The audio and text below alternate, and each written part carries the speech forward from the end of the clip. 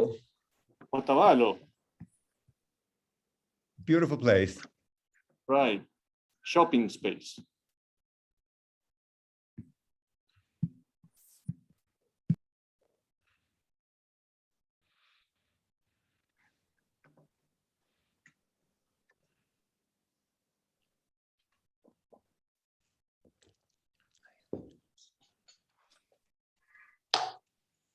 Okay, I think it's time.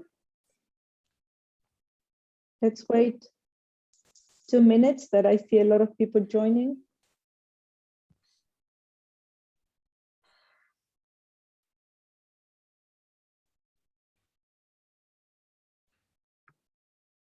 Okay, so hello everybody and welcome to this LACEA LAME session on fiscal policy and COVID.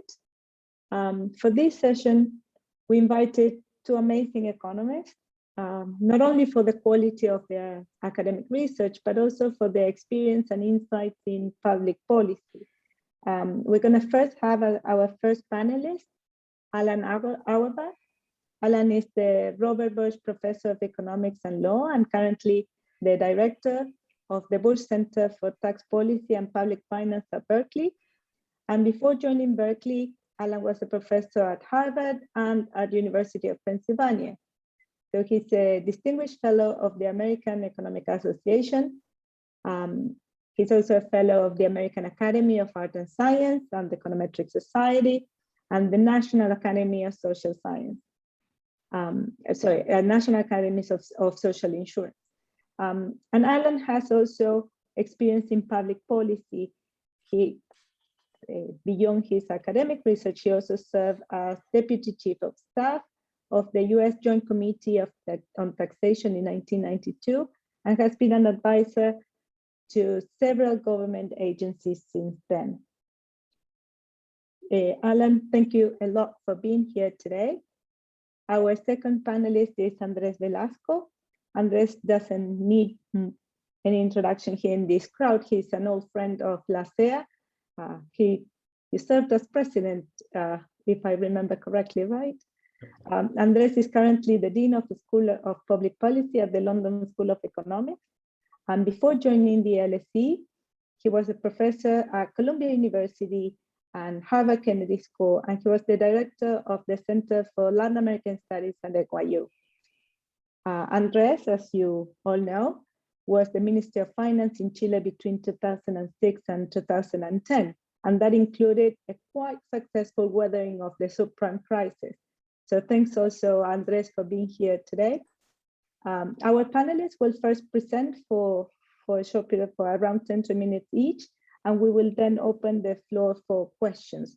I'll be gathering your questions in the chat, so please use the chat option here. So without further ado, Alan, the screen is yours. Thank you, Veronica. It's a great pleasure to, let me just get the right one here. Okay. It's a pleasure to be here. I only wish it were in person, but perhaps next year. This is a paper. It represents joint work with Yuri Gorodnichenko, my colleague at Berkeley, Peter McCrory, a former student at Berkeley, and Dan Murphy of the University of Virginia. Fiscal multipliers in the COVID-19 recession. I think the title explains what we do, but I'll just go through a little bit. A key issue that has come up as all countries have been dealing with COVID-19 and its macroeconomic effects is how fiscal multipliers are affected by the COVID-19 shock. Of course, countries had serious recessions as a result of the shock, but this is definitely not a normal recession. And so the question is, well, how has that affected the impacts of fiscal policy? Normally, you would start by looking at what happened to employment and the use of resources early in the pandemic in the spring and summer of 2020, and say, well, there's enormous unused capacity. And based on my past work with Yuri, and in particular, one might expect large fiscal multipliers. But of course, there's special factors at play during the pandemic. and I'll just lay them out, but we're all quite aware of what they are. The supply shocks, that some sectors were effectively either closed or facing very high cost of producing. An example was food processing, where the danger to workers required much special measures to be taken, and in a sense was a quite negative supply shock. There are also demand shocks as people shifted away from certain goods, either dangerous goods, indoor restaurant meals, ocean cruises, or toward certain goods, food delivery, video hardware, and for that matter, video streaming, are all things that shot up during the pandemic. And so there's a compositional change. And then finally, there were additional government policies, and I don't mean fiscal policy, but policies having to do with the pandemic in particular, and one that we focus on in this paper, quarantines. Many governments, actually most governments, impose some sort of restrictions on mobility, both with respect to employment and with respect to consumption.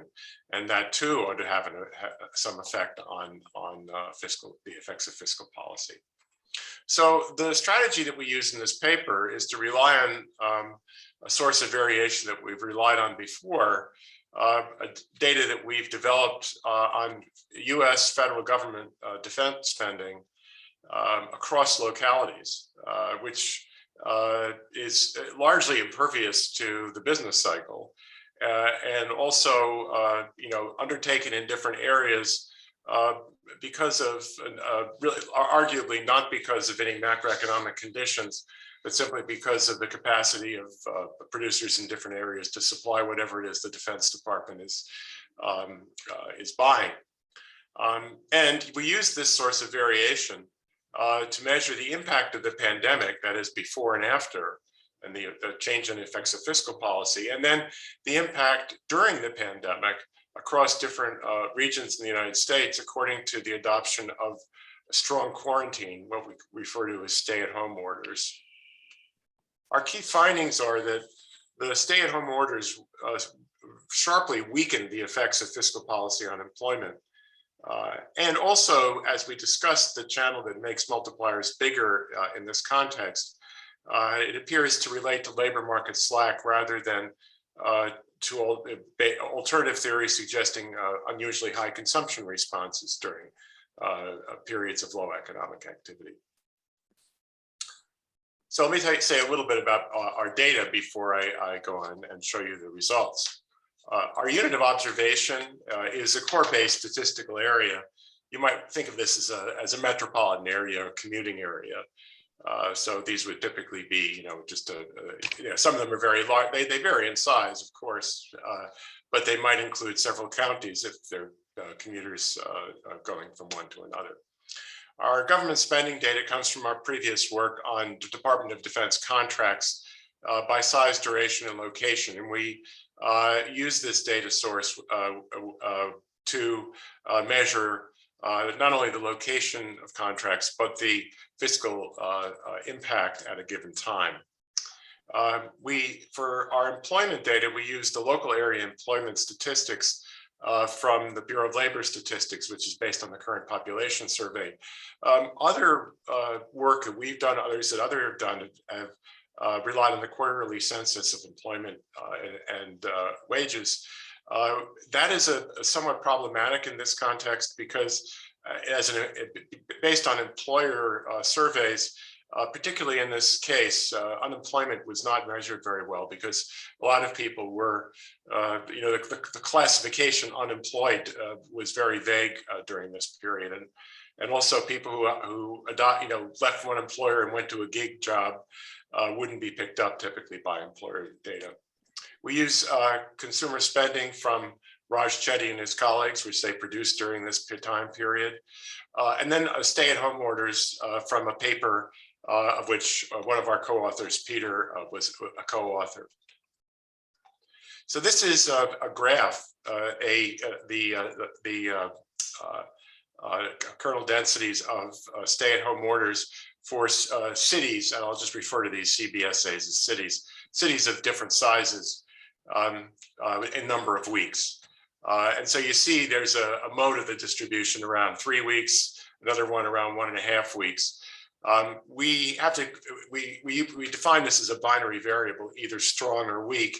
And we do some sensitivity analysis, but in our main results, we make the dividing line as 3/4 of a week as of April 11th, which is the date where we define, because we're typically looking at results in April or April through June. There are differences across cities of different size, but we do have various additional covariates that we put into our analysis to control for size and other differences across cities. So here's just to motivate what we're doing in our analysis. Here's an example by the exposure to the stay-at-home orders, the number of weeks as of April 11th, 2020, and the percent deviation from a control period of our measure of index of the level of consumption and also employment growth. And you can see that both of these are negatively related to the strength of stay-at-home orders. And I should say, by the way, that one of the questions that may come up is, how are we thinking of the stay-at-home orders in terms of whether they're exogenous or driven by local factors? After all, it might be the case that some areas that had more prevalence of disease or were more cautious might have been more likely to adopt stay-at-home orders. So isn't that somehow an intermediate rather than an exogenous variable? We're not really distinguishing between the factors that led to stay-at-home orders and the stay-at-home orders themselves.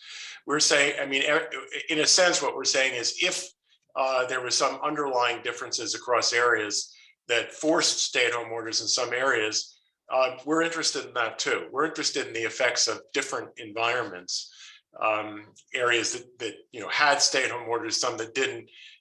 After all, it might be very well the spread of disease rather than the stay-at-home order itself that's causing the effect on multipliers. But to us, that's interesting as well. And then just to motivate our use of this variable on Department of Defense spending, here is just a plot of Department of Defense spending residualized, that is conditional on other differences across cities like size and things like that with respect to stay-at-home orders.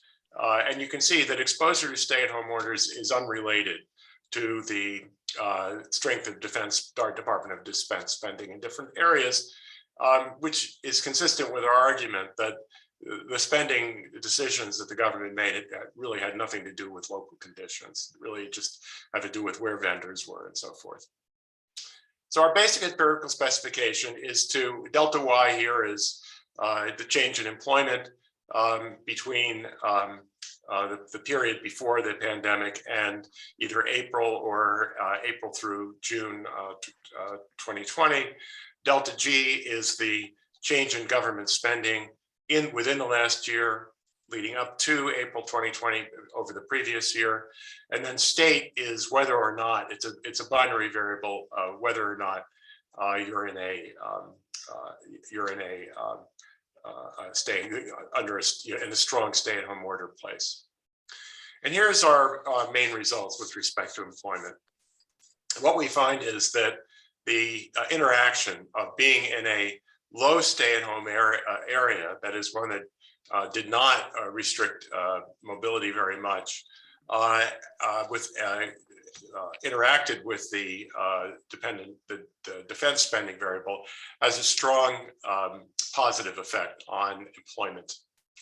And we find that in terms of scaling this, in terms of the sort of dollars, how much it costs to generate a job for a year, as we discussed in the paper, the number is about 50,000, which is consistent with the sort of upper end of estimates that have been done for example, for periods during the financial crisis in the US, so suggesting strong multipliers.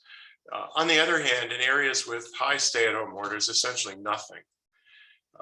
No effect on employment, not only insignificant, but values very, very close to zero, suggesting that either the stay-at-home or some combination of the stay-at-home orders themselves, and the conditions that led to the stay-at-home orders meant that even in this period of very high unemployment and low economic activity, strong fiscal impetus had no effect on unemployment. Our other interesting result is with respect to consumer spending, which is that basically for both of these areas, there was really very little impact and no significant impact on consumption. And again, this says something about the peculiar nature of the situation. You might have thought, for example, that increases of employment would have generated earnings for individuals, which they then would have increased spending. But perhaps in this case, it led to increases in saving, and there's some additional evidence that others have put together suggesting very large personal saving in response to other government programs, such as government transfers in the United States. It also suggests that the large employment effects that we're seeing in certain areas are being driven by slack in the labor market. That is the availability of workers, and not indirect effects. That is not employment being driven by additional consumption in these areas, because this, as you can see, this additional consumption is not occurring. We do some additional analysis in the paper to confirm that their slack is sort of employment slack in the labor market is important for what's driving the multipliers by looking at the areas with low stay-at-home orders, that is where the impact is fiscal policy is being seen. And we further divide this group into groups that, as of March 2020, had historically high rates of unemployment. That is, prior to the pandemic, simply were areas that were already suffering high unemployment and a lot of slack. We compare them to areas that weren't. And we see that the multipliers are bigger, about 50% higher in areas that started with higher slack than those that started with lower slack among the areas that had low stay-at-home order intensity. And then finally, we consider the effects of increases versus decreases in defense spending over the control period. And we find that there's an asymmetry. That is, increases in defense spending are significant, but have a smaller impact than decreases in defense spending. Again, suggesting that slack and supply constraints may be relevant, so that as spending goes up, there's less scope for additional increases in employment. So that's it. And I look forward to any questions that you might have.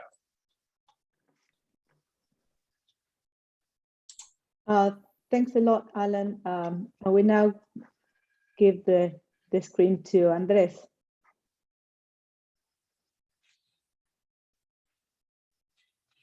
Andres?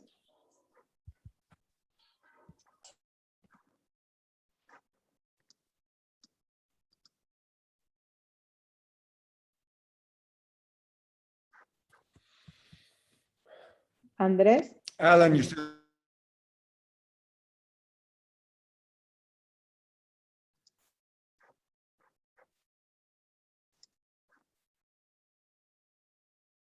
Andres, you are muted. His screen is frozen, which suggests he may be having connection problems. Oh yes, I got an email that his internet is not working.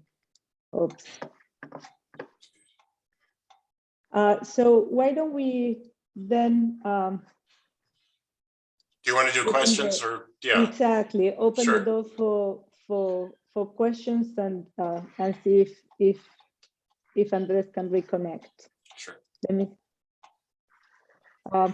So if we don't have questions, I have one my own. Sure. So so probably a comment and a question. So one of the things I probably get from your presentation is that probably the government was very successful in providing a safety net, because your natural experiment happened on top of a lot of fiscal policies right. that were happening at the time. So probably at that point, the marginal propensity to consume is not as high Right. as we think, because the safety net was in order. Right. I think you're right. It's certainly possible that the reason for the, and that's a point that we should make in the paper. It's certainly possible that a reason why there was no consumption response was that people were already well taken care of. I mean, what's interesting is that there was still an employment response. You might also think that somehow, you know, if people were, as has been a concern in the U.S., that you know, people are getting such large government transfers that they're staying out of the labor force, and that doesn't seem to have to happened. But it's certainly possible that people with the additional funding that they already had, that getting additional earnings from a job didn't really, you know, relax any constraints that they were facing on consumption.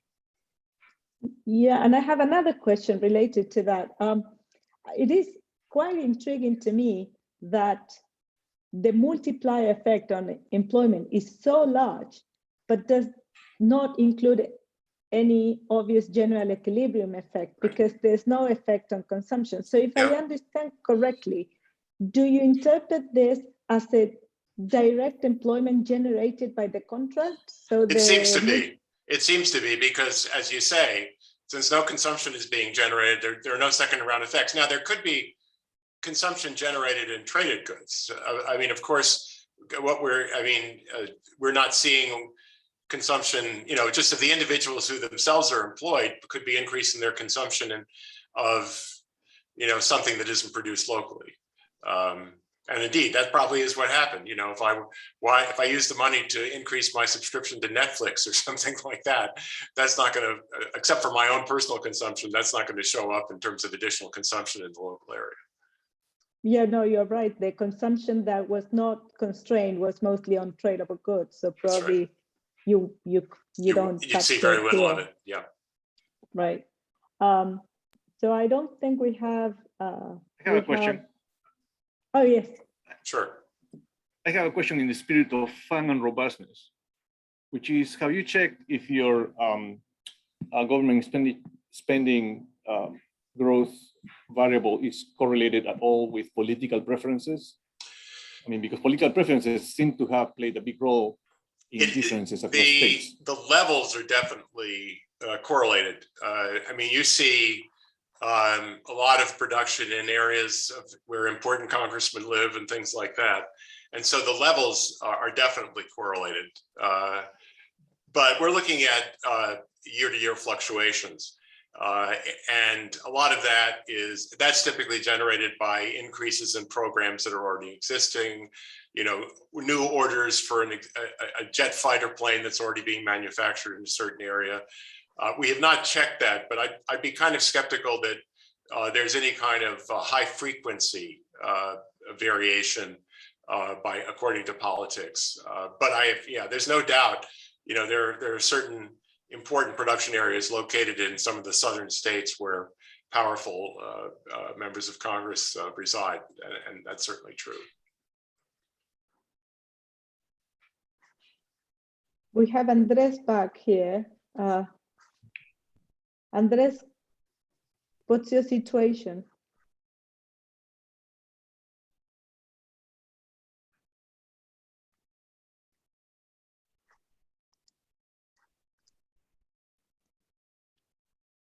I cannot wait for the next conference to be in person. I am back, but I can hear you spottily. Can you hear me? Yes. Veronica, can you hear me? Yes.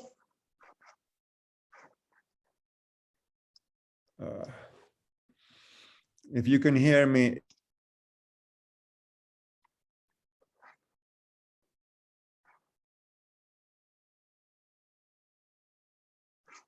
Uh-oh.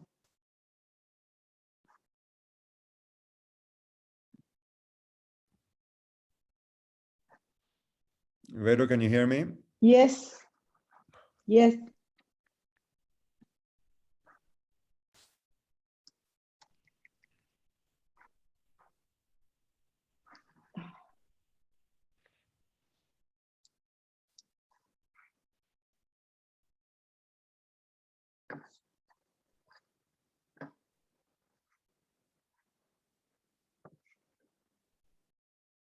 I'm trying to tell him about through the chat, but he's not listening. He's not getting the chat either.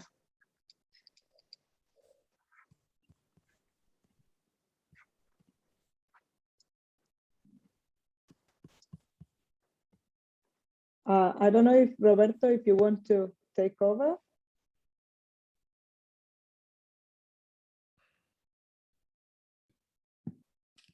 Let me see.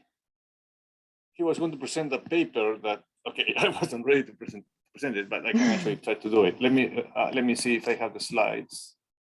I mean, some slides. Andres is back. Let's see. Andres, can you hear us now?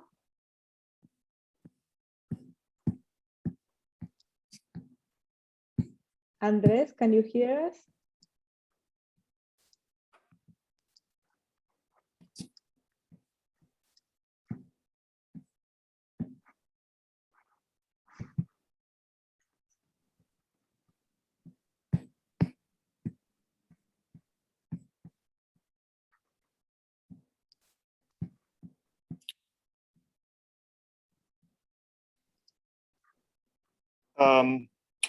If you want, I can start presenting the paper and then he can take over if he comes back. Oh, that would be great. Yeah.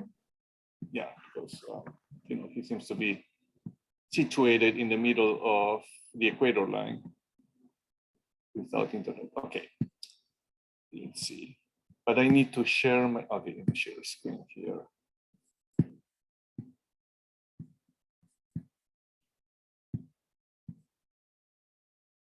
All right. Well, thanks for the invitation. I mean, the paper that Andres was going to talk about, as I understand it, was one that we have written together with Lucho Céspedes. And the main idea of the paper is to try to, in some sense, think about some policies that have been enacted during the pandemic, especially, for example, let me see if I can.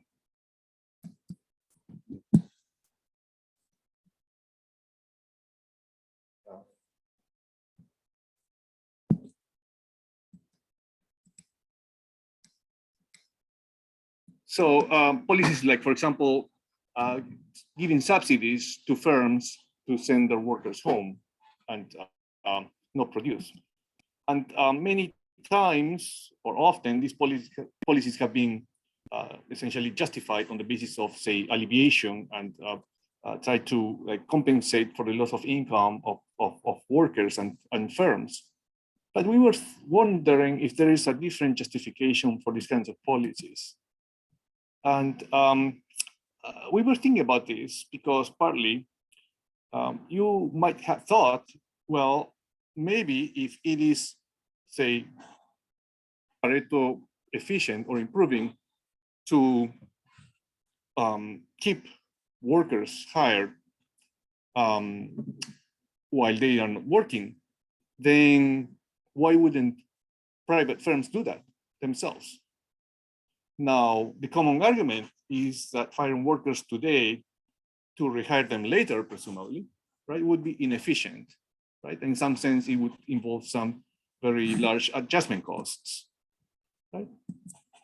But the argument is again insufficient, right? Because if there are adjustment costs, then presumably the firms could, say, borrow to actually cover the adjustment costs. If the adjustment costs are large enough to not justify the private firms from, say, dismissing the workers today and rehiring them tomorrow, then maybe it's not sensible either to do it from the social viewpoint. But of course, you know, then there's a different argument against this counter argument, which is, well, maybe there is some financial frictions that prevents the firms from doing what should be done from a social viewpoint. And that makes sense, right?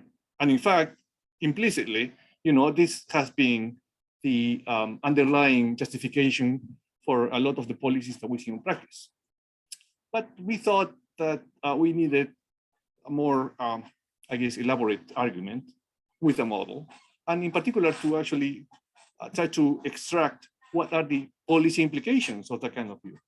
Right? I mean, if you actually believe in that kind of situation, of justification, then there may be some policy options that do work and policy options that do not work.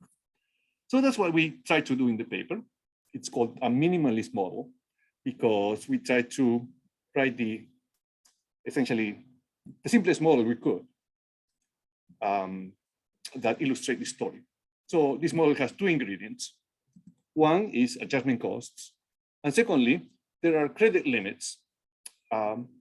Adjustment costs in the model are going to work like you would expect. I mean, there is a contagion phase and a recovery phase. And I guess the adjustment cost that we think about is, well, what the firms do during the contagion phase actually hurts in the recovery phase. So in this case, dismissing the workers during contagion means that these workers are not available during the recovery, right? And then under some conditions, the firms might want to actually retain the workers during COVID, during a pandemic, even if they are not producing during contagion. But the thing is that they may not be able to do that because they cannot obtain the credit they need in order to finance that initial period. That's where the credit limits come into play. We assume that there are credit limits that depend on the value of the firms. But then the value of the firms itself will depend on what happens in the recovery phase. Right? So this is actually the key of the interaction in the paper. These two components are, they work quite nicely and have very interesting implications. For example, you are going to see amplification and what Fornaro and Wolf have called doom loops, right? Where, for example, if firms cannot get credit, they have to fire the workers. That hurts them during the recovery phase. Then that actually means that firms have lower value, which means that the firms have more stringent credit limits, which was the source of the problem itself. And as you can see, then that actually can mean that firms, that this kind of model will have multiple equilibria. Now, in terms of policy, we're going to write the model so that job losses are going to be inefficient, right? But that inefficiency only obtains when financial constraints become binding, right? So in this kind of situation, it turns out the case that traditional area demand macro policies either do not work or have a limited impact. What works essentially are these kinds of policies that you can call unconventional policies, mostly policies that deal with the financial friction. And you can think of, say, subsidies to a wage bill or equity purchases or liquidity injections as those kinds of policies that essentially enable the firms to, I guess, sidestep those credit limits. And in so doing, these policies help restoring, efficiency in the social sense. The basic principle is that, the kinds of policies that do work in this kind of situation are in fact working because they are relaxing credit constraints. Okay, because I have relatively little time, I'm just going to go to, there's a very simple graphical illustration. As I mentioned, I wasn't ready to present it, so let me just, I also, these are the seminar slides, so I'm trying to do this in 20 minutes, right? So as I mentioned in this model, you can think of two key relations. One is there is a contagion phase, right? And the idea is that firms have to choose during contagion whether or not they are going to keep workers or not. In our model is the number of workers that are kept. Omega is the wage. Now, one key assumption that is part of the adjustment cost assumption is that the wage is determined essentially by supply and demand, but the number of workers cannot be adjusted between periods. So at the beginning of the contagion, then the firm either decides to keep the workers, number of workers, and the other ones are dismissed. Now, the first relation in the slide is the amount of debt that a firm has to finance, what we call the CD curve, right? The amount of debt is the wage bill, omega times n, minus B. B is the firm's initial liquidity. On the other hand, there is a credit limit, which determines the maximum debt that a firm can take. Now, this is given essentially by the right-hand side of the second equation, right? Now, A is productivity per worker, omega is the wage rate in this recovery phase, right? So A minus omega is profit per worker, N is number of workers, rho is the discount factor, and therefore the ratio on the right-hand side is essentially the discounted value of profits, right? Now, we assume that there are financial frictions in that the firm cannot borrow more than a fraction lambda of that discounted value. Right? And lambda, the number lambda represents different things. Like in the literature, we're just taking as given. It's supposed to be, depending on the situation, can be small or large. One more thing to mention, however, is that A, productivity per worker, may depend on the size of the labor force, right?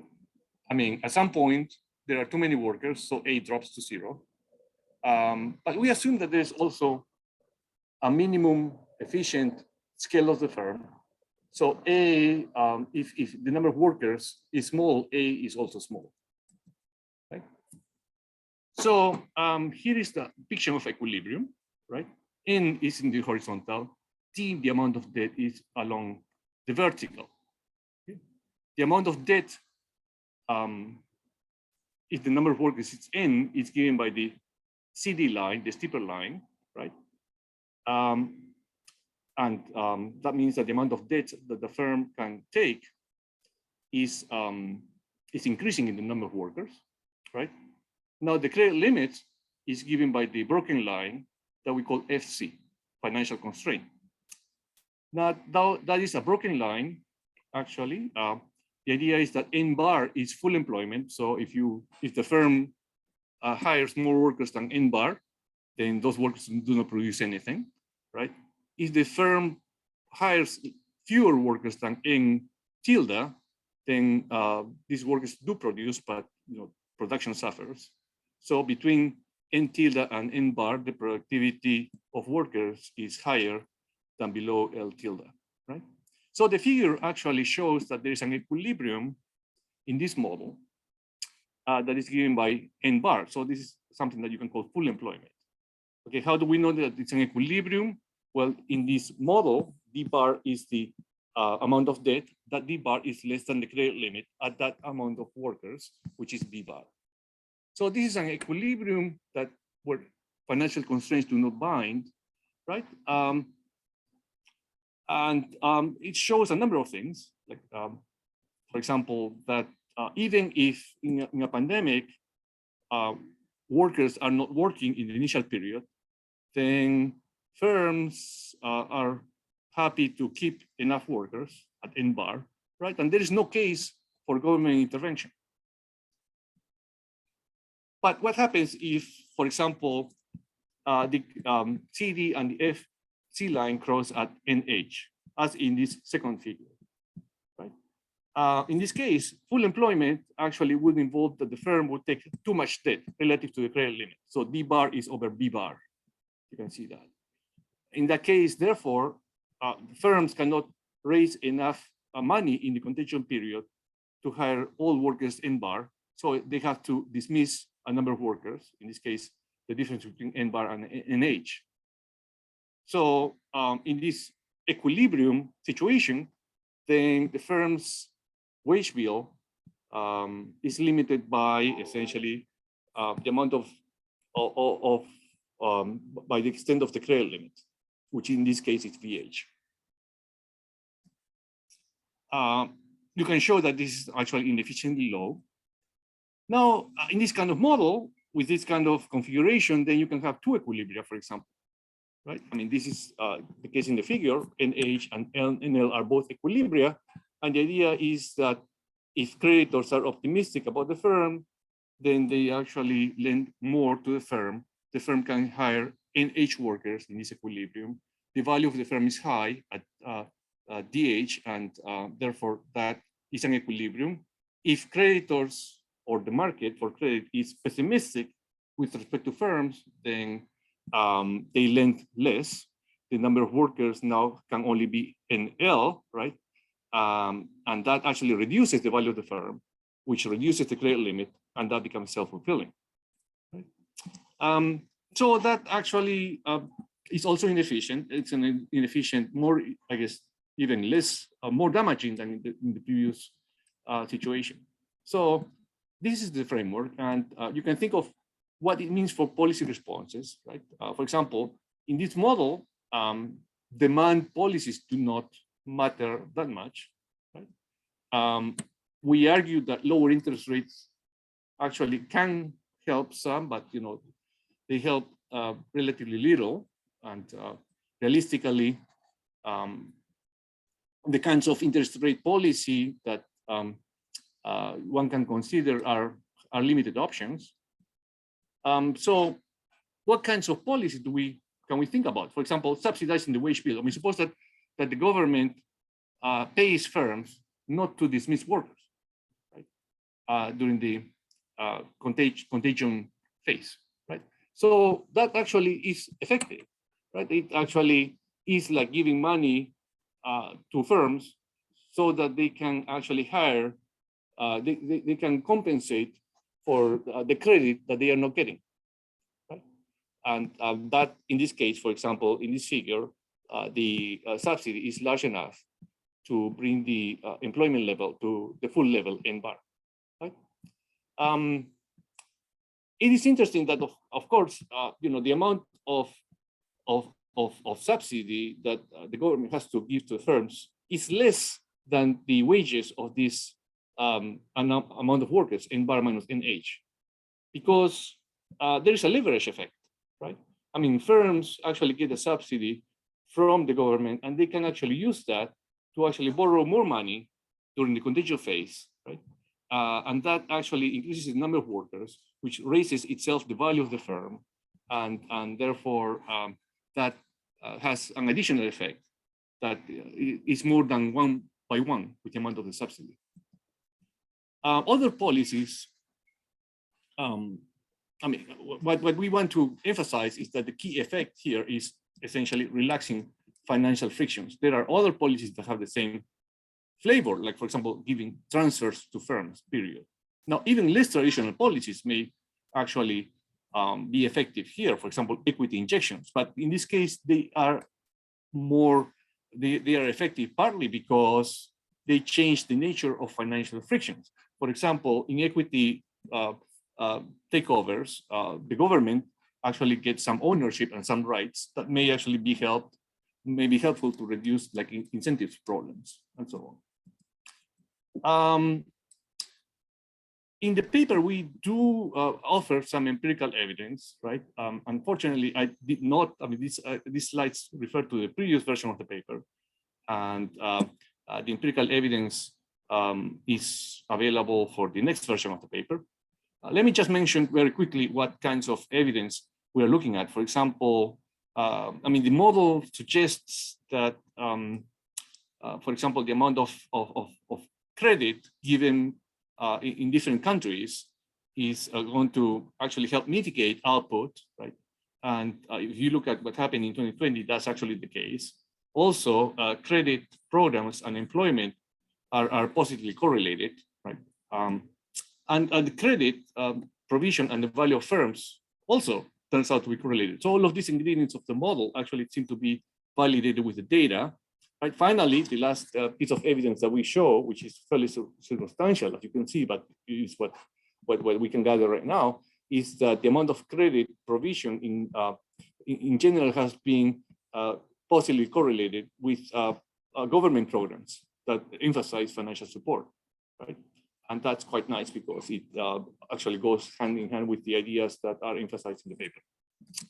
So let me just mention finally that we focus on some macro evidence. I mean, recently there have been other papers with macro evidence for Chile and Europe by authors that we're familiar with. So that's essentially what we wanted to mention. Some comments to conclude, but because of time, I'll stop here.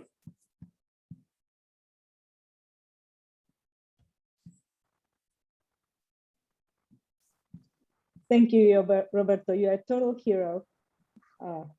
We really appreciate your efforts here. Andres is back. Hopefully he has internet now, so he can help you with the Q&A and if you have something else to add.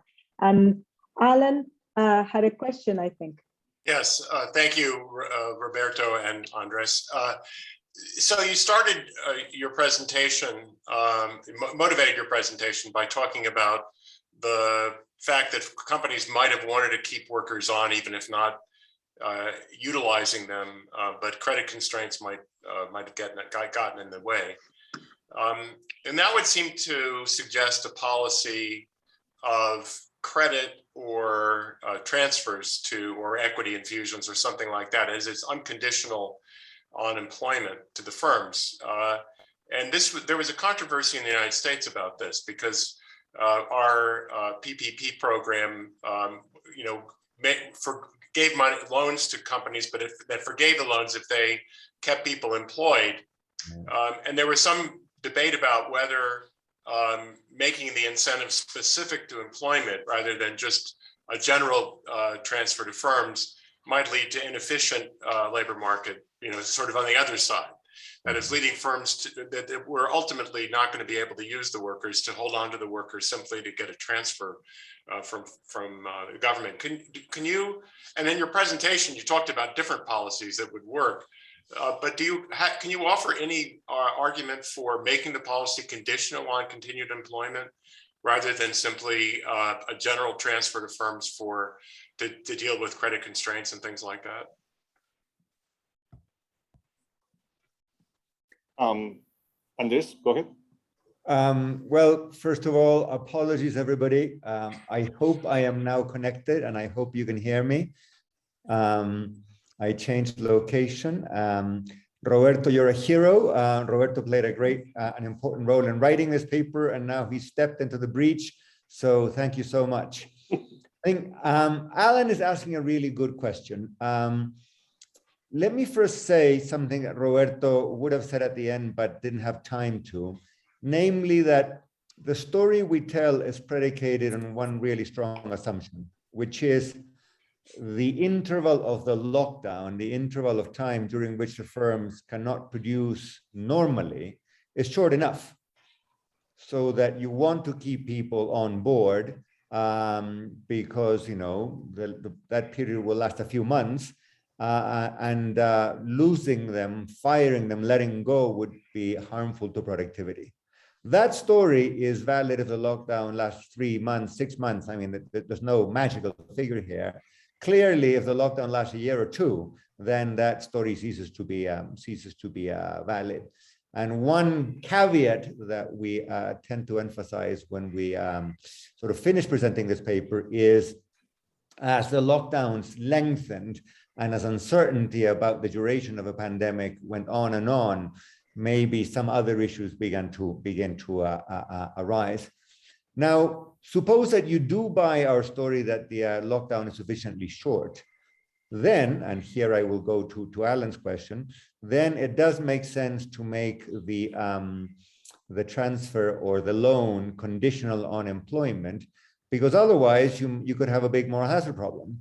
You give the firm money, you have no idea what happens to the money, and essentially what you're doing here is you are allowing the firm to borrow beyond what the borrowing constraint would have allowed them to. So we know that once they're borrowing so much, their incentives are not necessarily to behave in a socially optimal way. And therefore, because their incentives may be to cheat or to abscond or to take the money to the Cayman Islands, you need some stick to make sure they perform. One such stick is conditionality on employment. It doesn't have to be the only one. In some other cases, if you do equity injections, for instance, you get not ex-ante conditionality, but you get the government sitting on the board. So the government can say, okay, guys, you are or are not using this money for productive purposes, for socially optimal purposes. Bottom line, and I'm giving a somewhat long-winded answer here, if the problem is borrowing constraints, and if what the government is doing is allowing the firms to borrow more than the constraint would allow, then you need some control mechanism. One such control mechanism is conditionality on employment, but it's not the only one. Can I add to that? Because I think there is I guess an issue that is complementary, which is we discuss the model as if there were a representative firm, right? In practice, there is going to be heterogeneity in firms' positions. And then the question is, well, what is going to be the proper policy given that heterogeneity? I mean, the model suggests that there would be three types of firms, right? One is those firms that essentially are bankrupt, right? And they wouldn't actually produce, they would have gone bankrupt even if they had all the credit they need, right? So those firms, presumably, I mean, in the model, this is essentially given by a condition that the present value of profits after the pandemic more than compensates the wage bill during the pandemic, right? So those firms for which that is not true, then they do not, I mean, there's no efficiency argument for giving them any kind of credit subsidy.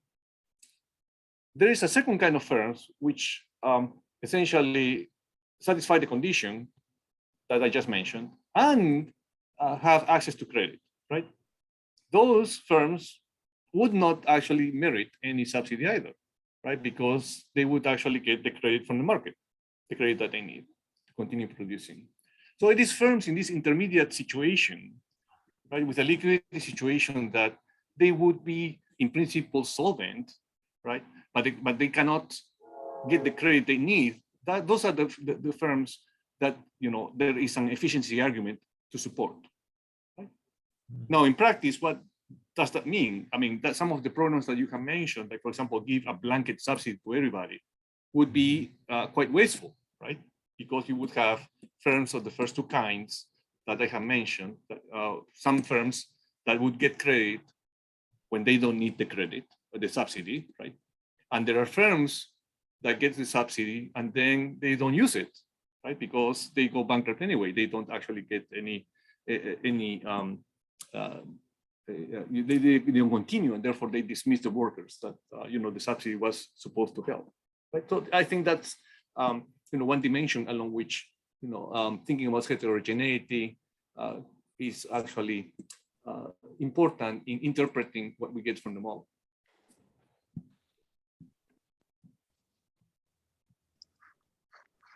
I have a question myself, so we only have a couple of minutes left, but continuing on this, probably two questions really. So you put that type of policy of relaxing the firm's constraints or subsidizing continuing employment as productivity, as motivated with an inefficient productivity argument or inefficient liquidation.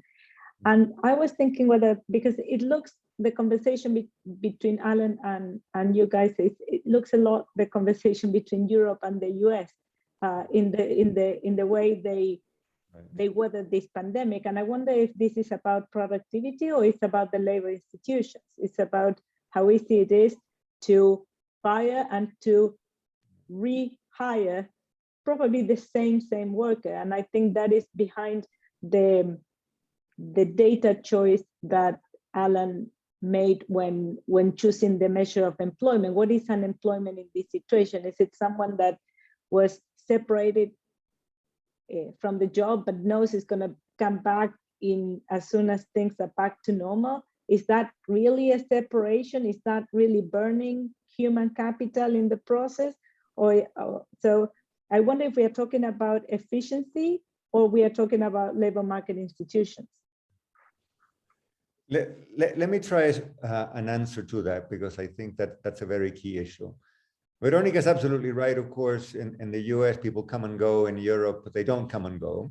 And their efficiency arguments in favor or against either one of those sets of institutions. But let me tell you the sort of story that we had in mind here. And this is the way I typically begin when I present this paper is, the restaurant down the street. If you run a restaurant, you took a long time in recruiting the right chef and the right maître and the right waiters. And you took a long time training them to work as a team. If you say, guys, I'm going to fire you now, and maybe a year from now, when the pandemic is over, I will go back and hire you, it's a pretty good chance those people won't be around anymore. And as a result, if in fact there is a fair bit of worker heterogeneity, so that there's a matching problem and finding the right people is costly, the story we have told then makes some sense. If you believe that all workers are alike and therefore I get rid of Smith and I hire Jones down the road, then there's no productivity loss. So I guess what I'm trying to say is that the American system works well and there's a strong case for it if these matching problems don't really exist. If you think matching problems are an issue and therefore there's some efficiency case for keeping people on board, then the European system, or the British furlough system or the Danish furlough system as they were used during this crisis makes more sense. And I suppose that's ultimately an empirical question. How serious is the matching problem? It probably is very serious for some kinds of employments and not for others. A restaurant is very particular. You have a culture, a style, a cuisine. For the people who work, restocking the shelves in an Amazon warehouse, maybe the matching problem is not so acute. So it matters also what kind of line of business, what sector you're talking about. Can I just add, I think there's another issue, which is what we think in the long run will be, how important will be shifts in the patterns of employment. Right. If this is causing a permanent reduction, for example, in restaurant employment, right. Certainly there has been arguments in the U.S. that policies that seek to maintain matches may have positive effects, but also may have negative ones in terms of reducing the speed of reallocation. No, I think that's absolutely right, and I sort of alluded to that in passing, Alan. In my earlier comment, if the shock is going to be short, so that absolutely, yes, most restaurants are going to be around, that's not a problem. Right. If the restaurant industry is going to be decimated, then keeping people employed in restaurants doesn't make much sense, right? The problem is that today, a year and a half later, we have a better sense of which sectors will survive and which sectors will not. Ex ante, we didn't, right? Sure. So I guess it was a typical problem of decision under uncertainty. Yes, with no experience. Absolutely. Yes. Fortunately, these pandemics don't happen every other year. Fingers crossed for that.